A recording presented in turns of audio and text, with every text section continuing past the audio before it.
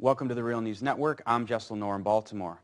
Canadian Prime Minister Stephen Harper has made no secret of his staunch support of Israel.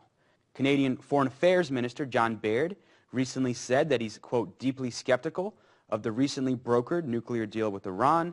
And despite the fact the U.S. is easing some sanctions against Iran, Canadian sanctions will remain in full force. Now joining us to discuss this is Eve Engler. He's a Canadian commentator and author. His most recent book is The Ugly Canadian, Stephen Harper's Foreign Policy. Previously, he published The Black Book of Canadian Foreign Policy and Canada and Haiti, Waging War on the Poor Majority. Thank you so much for joining us again. Thanks for having me. What can you tell us about Canada's position? It's pretty much following Israel's line, kind of as strongly as possible, and not even kind of giving this historic moment a chance to work. Yeah, I mean, this is unprecedented, I think, in the history of Canadian foreign policy, where the Canadian government is offside with not only Washington, but London, Paris even, to some extent, and other powers, global powers, in opposing this attempt to bring some sort of a cool down period, and they're basically following the position of the Israeli right and the neocon right in the U.S. and are continuing with the belligerence and really, as far as I understand, actually the only country aside from Israel that has come out and been quite strongly critical of this agreement between the major powers and Iran. So what is Canada's motivation for its opposition? You know, we've reported how France helped torpedo the deal, and they have close economic ties with Saudi Arabia and Israel, which, you know, may be a big reason why France helped torpedo the preliminary deal. What is driving Canada's foreign policy right now? Well, I think the Conservatives have shown themselves to be very belligerent across the board, from, you know, antagonism to United Nations climate negotiations to being ardent supporter of Israel in basically every situation. The Harper government has come out in favor of Israel, from, you know, Israel's bombing of Lebanon in 2006, the bombing of Gaza a couple years later, and so I think this is in large part an extension of this pro-Israel policy, which is tied into their sort of vision, as Harper put it a couple days ago to the Jewish National Fund fundraiser in Toronto. He referred to Israel as a bulwark against a bulwark of lightness in a dark region. i.e. that area, the Arab world, the Middle East. So he sees this issue from this very kind of hardline, well, one you could call racist, but also just sort of Western geostrategic interest, and he's been a strong proponent of advancing Western interests in the Middle East, and often, you know, even through a militaristic means. Alongside that, ironically, they've also deepened Canadian ties to the monarchies, particularly with regards to Saudi Arabia, significantly increased Canadian weapons sales to Saudi Arabia. So, of course, Saudi Arabia, after Israel, is probably the next most opposed major player against this agreement.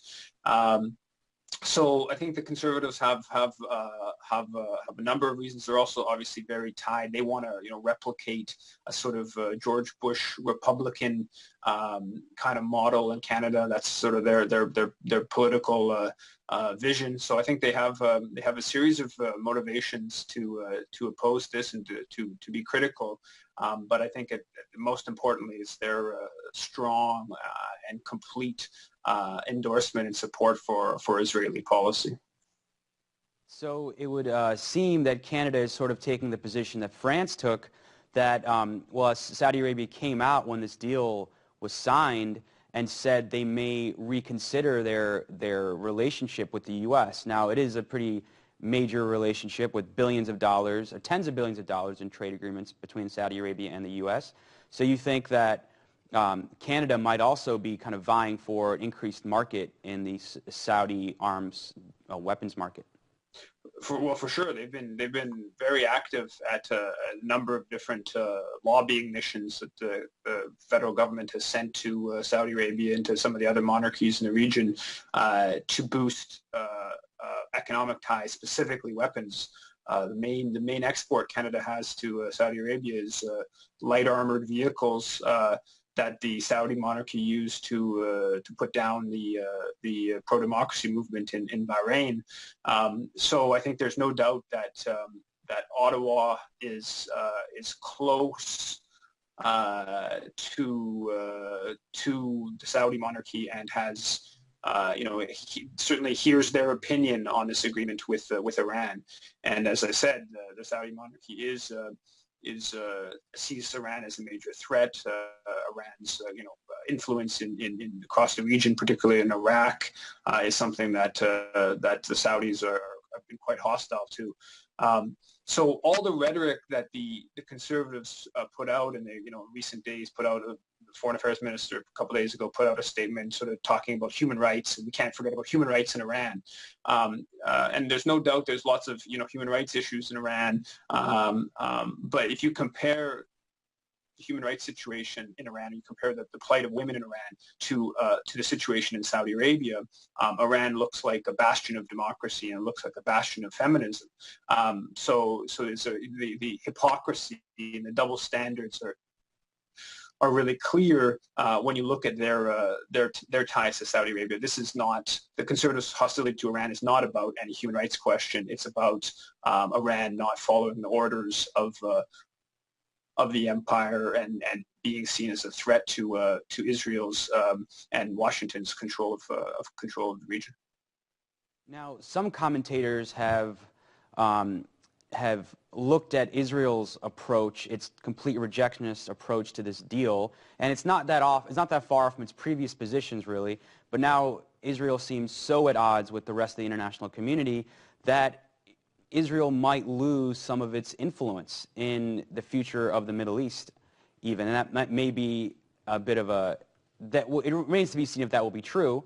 But do you think, with Canada adopting Israel's position, that Canada too may end up losing some standing in the international community? And what has the response been in Canada itself? There's no doubt. I mean, I've received some calls about from international media outlets on this question of Canada stands out as alongside Israel is really the only country that's publicly criticized. Even Saudi Arabia, after the agreement came out, their comment was, while we know that behind the scenes they're critical, publicly they're saying sort of basically going along with it. So there is definitely international interest in Canada's position, and so I think it definitely does harm Canada's standing globally. Once again, just like at a number of climate negotiation meetings, at different arms control meetings, the current Conservative government is seen as offside with international opinion, is really defending sort of the most reactionary kind of position. And so that comes back internally, and there's been quite a bit of commentary from sort of liberal-minded media people sort of criticizing the Conservative government's position, but they're not. Most of that criticism doesn't go very far. I mean, this is just the latest in a long-standing campaign the Canadian government has had against Iran, what I call a low-level war against Iran. That's included the sanctions, which is designed to harm Iran's economy.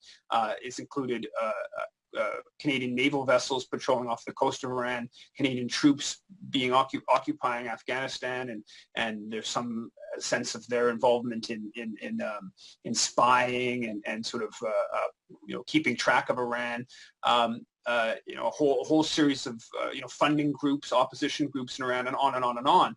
So this is a long-standing policy of the Harper government to try to weaken Iran. It's done under the guise that Iran is possibly building nuclear weapons. In reality, when the International Atomic Energy Agency asks Israel to bring its known nuclear weapons program under IAEA controls, the Harper government has abstained or opposed those efforts. So clearly they don't have a particularly big problem with nuclear weapons. They have, obviously Washington has the biggest nuclear weapon stockpile in the world, and the Harper government has little problem with that, little problem with Israel's nuclear weapons.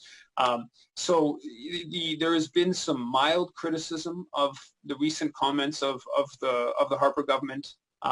But there hasn't been much that's gone sort of deeper in saying, why do we have a right to tell Iran not to build a nuclear weapon while we, support our allies' nuclear weapons program? There's been fairly little in terms of a more thorough critique of the conservatives' policy vis-a-vis Iran. Thank you so much for joining us. Thanks for having me. You can follow us on Twitter @TheRealNews. Tweet me questions and story ideas @JesselNor. I'll also be posting questions for our viewers there as well. Thank you so much for joining us.